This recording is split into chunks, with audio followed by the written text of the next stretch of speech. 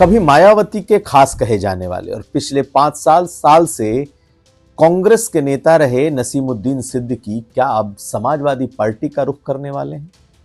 क्या वो अखिलेश यादव के साथ अब राजनीति करेंगे? आज उनकी बात इसलिए क्योंकि उन्होंने कुछ न कुछ ऐसी बात कही है, यूपी तक से खास बातचीत में कही है। एक हिस्सा हम सुनवाएंगे। इसके अलावा वो कौन मौलाना है जो योगी के मुरीद हो गए हैं?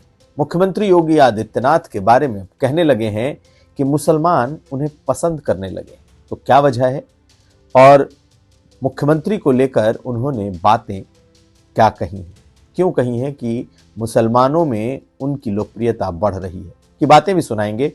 और आखिर में ब्रजभूषण राजपूत को नोटिस दिया है बीजेपी ने। बीजेपी के नए अध्यक्ष ने स्वतंत्र देव सिंह का रास्ता रोकने और सड़क पर समीक्षा करने के उनके उस प्रयास के बाद अब उन्हें नोटिस थमाया है। ये खबरें आज का यूपी में। नमस्कार, मैं हूं कुमार अभिषेक, आप देख रहे हैं यूपी तक। हम हाजिर अपना न्यूज शो आज का यूपी लेकर। नसीमुद्दीन सिद्दीकी ने समाजवादी पार्टी को लेकर क्या कहा है हम आपको सुनवाएंगे, लेकिन आपको पहले बता दें कि इस रविवार रात 8 बजे यूपी तक के खास पॉडकास्ट में आप नसीमुद्दीन सिद्दीकी को सुन सकते हैं। बीएसपी के उनके दिनों से लेकर कांग्रेस में बिताए 7-8 साल और क्यों छोड़ी है कांग्रेस, इसके अलावा कहां जा रहे हैं नसीमुद्दीन सिद्दीकी, सब इस पॉडकास्ट में। लेकिन इसी पॉडकास्ट की एक खास बात, उन्होंने यूपी तक से बातचीत में इशारों में यह मान लिया है कि कहीं ना कहीं समाजवादी पार्टी की तरफ उनका झुकाव है और अखिलेश यादव से आखिरी राउंड की बातचीत होनी, यानी कि न तो बसपा वापसी, बीजेपी का तो सवाल ही नहीं है, ना ही चंद्रशेखर के साथ या दूसरे दलों के साथ। उनका मन रम रहा है समाजवादी पार्टी की तरफ। हालांकि यह आधिकारिक नहीं है, लेकिन इशारों में अगर समझा जाए तो उनकी इच्छा यही है। सुनिए, यूपी तक से खास पॉडकास्ट में जब यह सवाल पूछा गया कि अब क्या करने वाले हैं, बसपा और कांग्रेस के बाद अब कहां जाएंगे नसीमुद्दीन सिद्दीकी, तो उन्होंने जवाब क्या दिया। आप समाजवादी पार्टी जाना चाहते हैं या समाजवादी पार्टी से कोई बातचीत हुई है या अखिलेश यादव से कोई बातचीत हुई है? कुछ सच्चाई है इसमें? अखिलेश जी अभी दिल्ली में हैं। जब लखनऊ आएंगे तो देखा जाएगा। अभी है वो पार्लियामेंट चल रही है, वो सेशन में हिस्सा ले रहे हैं। तो कोई आपकी बातचीत उनसे हुई? अब हर बात आज ही कहलवा लेंगे तो अगली बार को कुछ बचा लीजिए। लेकिन आपके सारे पुराने साथी तो वहीं बैठे हैं, बाबू सिंह कुशवाहा, लालजी वर्मा, इंद्रजीत सरोज, आर.के. चौधरी। देखिए साहब, इस टाइम पे 66 एमएलए बीजेपी में वो हैं जो मेरे साथी थे और अधिकांश मेरे बढ़ाए हुए थे, और 7 मिनिस्टर भी वही हैं जो बसपा में आपके बसपा से बढ़ाए हुए थे, और साथ में थे एक डिप्टी चीफ मिनिस्टर भी साथ में थे। तो क्या इतने तो सपा में नहीं है? मैं ये नहीं कह रहा हूं कहां जाना है कहां नहीं जाना, मना नहीं कर रहा हूं। कहां जाना ये जो तय होगा देखा जाएगा, लेकिन इस बात को आप बेस कैसे मान सकते हैं? तो मुझे बीजेपी में जाना चाहिए। सबसे ज्यादा मेरे लोग बीजेपी में। केंद्रीय मंत्री एसपी सिंह बघेल, राज्यसभा के एमपी मैंने बनाया उनको। पहले वो बसपा में थे, फिर सपा में चले गए, सपा से मैं लेके आया।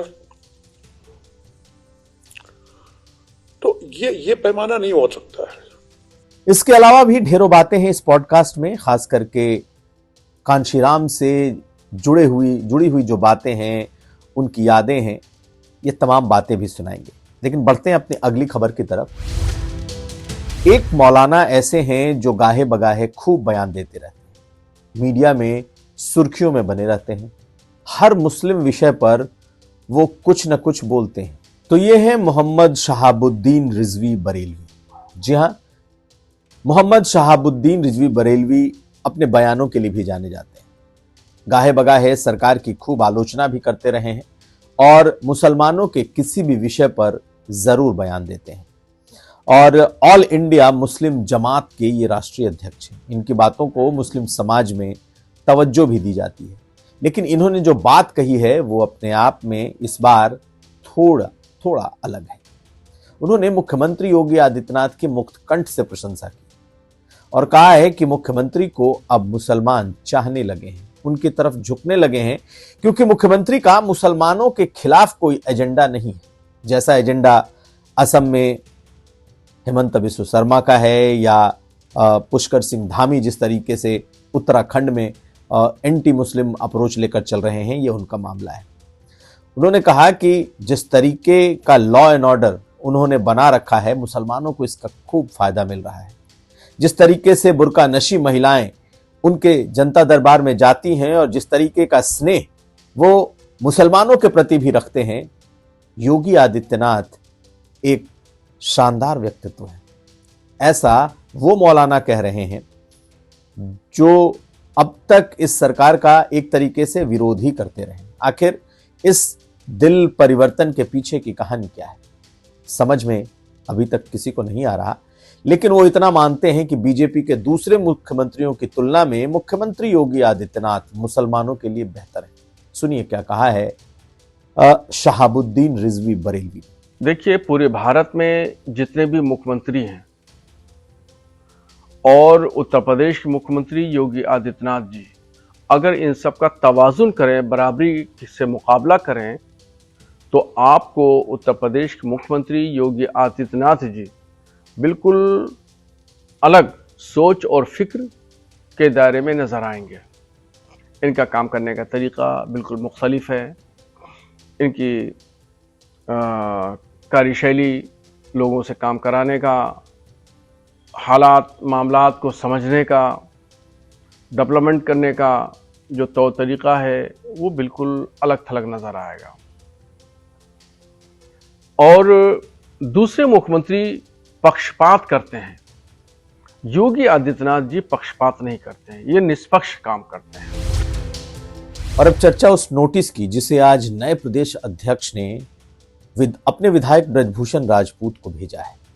चरखारी महोबा से विधायक हैं और ध्यान होगा पिछले दिनों जब महोबा पहुंचे थे जल शक्ति मंत्री स्वतंत्र देव सिंह, तो अपने समर्थकों के साथ उन्होंने रास्ता रोक लिया था। सिर्फ रास्ता ही नहीं रोका था, जबरदस्त उनके साथ नोकझोंक भी हुई थी।